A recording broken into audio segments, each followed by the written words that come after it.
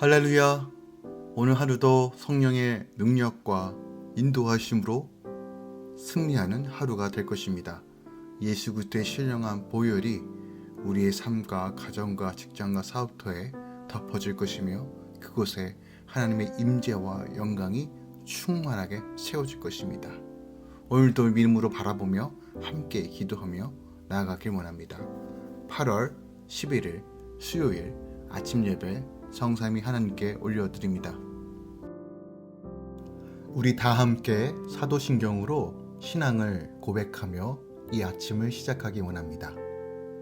전능하사 천지를 만드신 하나님 아버지를 내가 믿사오며 그 외아들 우리 주 예수 그리스도를 믿사오니 이는 성령으로 잉태하사 동정녀 마리아에게 나시고 본디오 빌라도에게 고난을 받으사 십자가에 못 박혀 죽으시고 장사한 지 사흘 만에 죽은 자 가운데서 다시 살아나시며 하늘에 오르사 전능하신 하나님 우편에 앉아 계시다가 저리로서 산 자와 죽은 자를 심판하러 오시리라.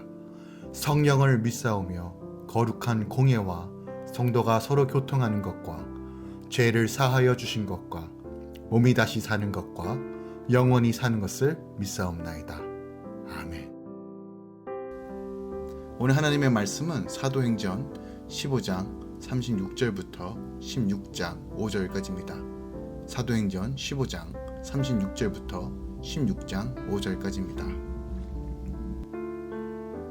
며칠 후에 바울이 바나바더러 말하되 우리가 주의 말씀을 전할 각 성으로 다시 가서 형제들이 어떠한가 방문하자 하고 바나바는 마가라 하는 요한도 데리고 가고자 하나 바울은 밤빌리아에서 자기들을 떠나 함께 일하러 가지 아니한 자를 데리고 가는 것이 옳지 않다 하여 서로 심히 다투어 피차 갈라서니 바나바는 마가를 데리고 배 타고 그브로로 가고 바울은 실라를 택한 후에 형제들에게 주의 은혜에 부탁함을 받고 떠나 수리아와 길리기아로 다니며 교회들을 경고하게 하니라.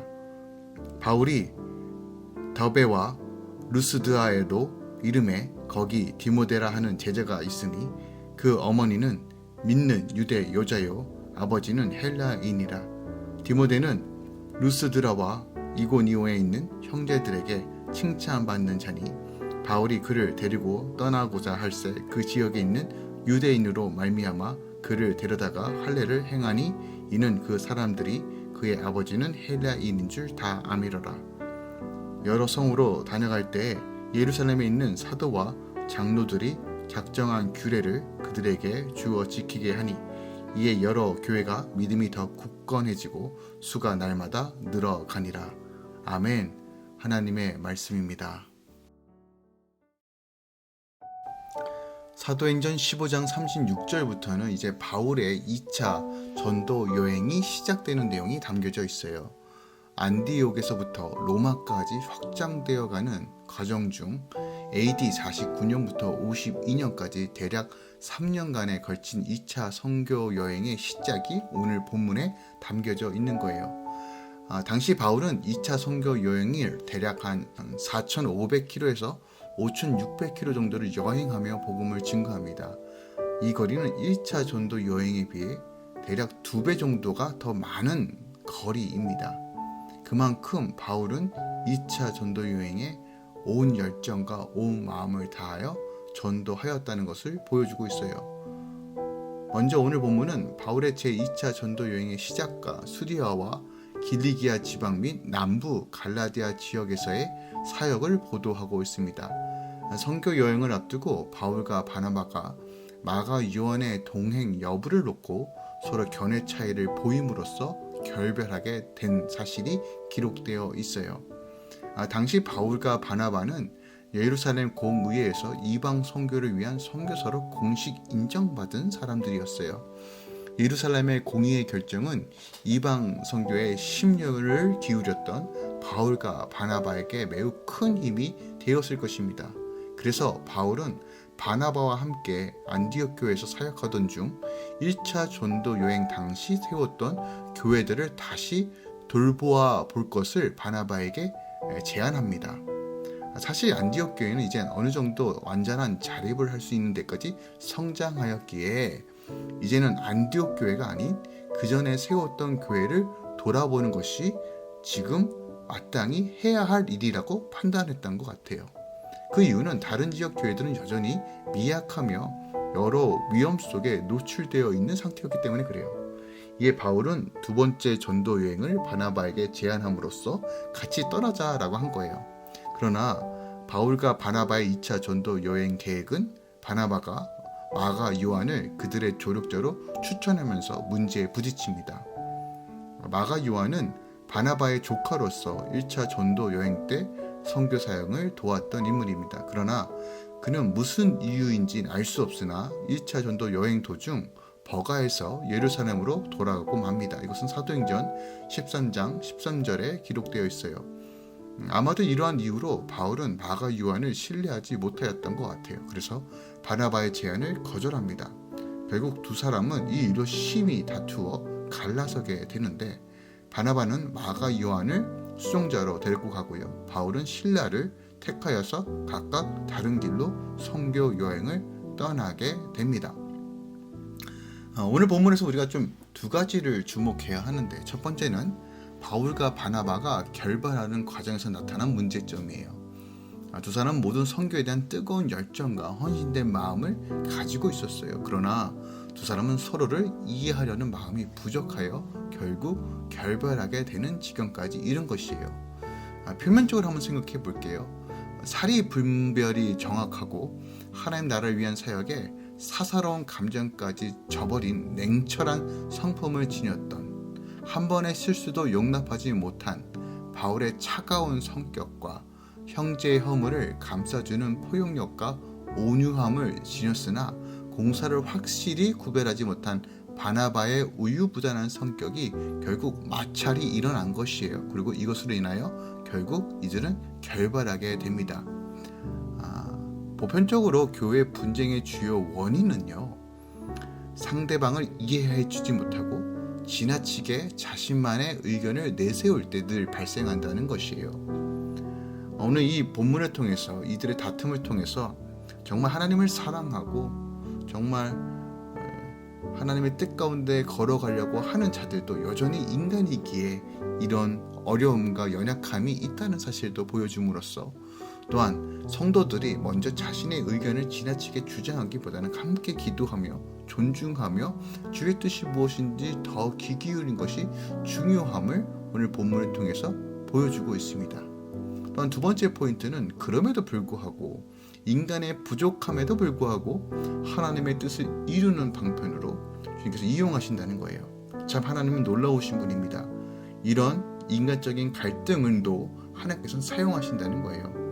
바울과 바나바의 결번은 이방 선교라는 중대한 가업을 위기에 빠뜨릴 수도 있었어요. 그러나 하나님은 이러한 두 사람의 결별 때문에 이방인 전도 사역이 이제는 중단되는 것이 아니라 오히려 두 집단으로 나누어 더 활발하게, 더 강력하게 진행시킵니다. 또한 바울과 바나바가 비록 결별하였으나 이제 새로운 동역자들과 함께 나아갑니다.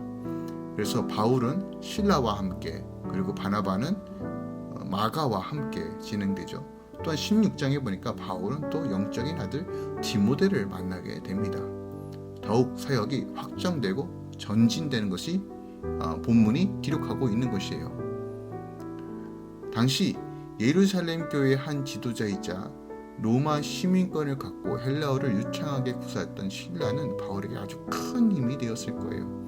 또한 바나바는 마가를 동역자로 삼아 훌륭한 사역자로 성장시킵니다. 나중에 시간이 흐른 후에 바울은 헌신적으로 선교 사역을 수행하던 마가와 화해하게 되고 마가는 바울의 사역에 큰 도움을 주게 됩니다. 이것이 오늘 15장의 내용이에요.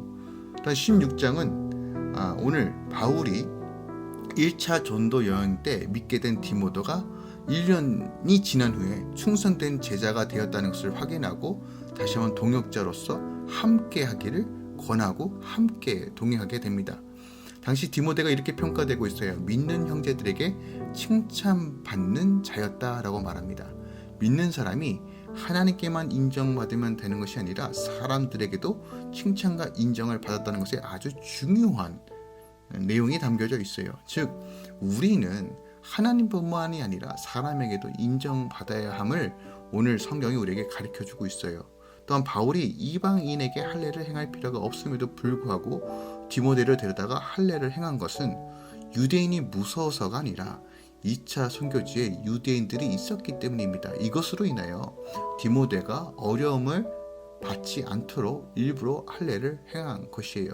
즉 바울은 본질이 무엇인지 비본질이 무엇인지를 유연하게 대처함으로써 사역을 했다는 것을 오늘 본문을 통해서 우리가 확인해 볼 수 있습니다. 그리고 16장 4절부터 5절에서는 교회가 견고히 세워짐을 보게 돼요. 복음을 전했던 형제들을 양육하고자 여러 성을 다녔던 바울은 분명 굉장히 힘들고 어려웠을 거예요. 하지만 그 외로운 길에 하나님께서 붙잡아 주셨고 그 영성이 각각 교회들에게 흘러가는 것을 오늘 본문을 통해서 우리가 확인해 볼 수 있어요. 고난과 어려운 가운데서 구원해 주신 그 은혜, 그 가운데 하나님과 더 친밀한 가운데 그 전에 세웠던 교회들을 돌아다니면서 예수 그리스도의 복음을 증거하였더니 어떤 일이 벌어집니까? 그 교회들이 더 견고하게 서게 됩니다. 질적으로나 양적으로나 모두 성장하게 된다는 것이에요. 교회 부흥이 어떻게 일어납니까? 하나님을 전적으로 붙들고 주님 바라보면 수적으로도 질적으로도 함께 부흥하는 것입니다. 초대교회의 특징이었어요. 수적으로도 반드시 부흥이 일어났습니다. 저는 할렐루야 교회에 선포하고 기도하는 것은 하나님께서 우리 안에 영적인 무장으로서 충만해질 뿐만이 아니라 하나님의 뜻하신 것을 사역할 수 있도록 수적인 부흥도 반드시 허락해 주실 것이라는 것입니다. 이것이 우리가 어떤 세력을 넓히거나 어떤 큰 영향력을 드러내기 위해서 요구하는 것이 아니라 하나님의 나라의 일을 하기 위해서는 하나님께서 부어주신 그 사명을 감당하기 위해서는 그 사이즈가 돼야 합니다. 하나님께서 원하시고 또한 계획하신 그 사이즈가 있습니다. 우리는 그것을 분별하고 기도하며 나아가는 것입니다. 할렐루야 공동체를 통해서 하나님께서 놀라운 일을 행하실 것입니다. 오늘 본문 통해서도 교회가 견고해진 것처럼 하나님께서 온된 교회를 통해서 견고하게 하시며 지역교회와 이 땅을 회복시키실 것입니다.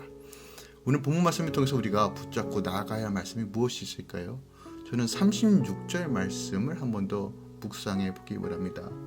바울의 2차 선교 여행이 어디서부터 시작되었는지를 알려주는데 바로 사도 바울의 머리에서부터 계획되었다고 오늘 본문이 기록되고 있어요. 바울이 먼저 1차 선교 여행을 다녔던 그 교회들에게 다시 돌아가 그들을 돌보고 바르게 세워야 하겠다는 그 생각이 2차 선교 여행의 시작점이었어요.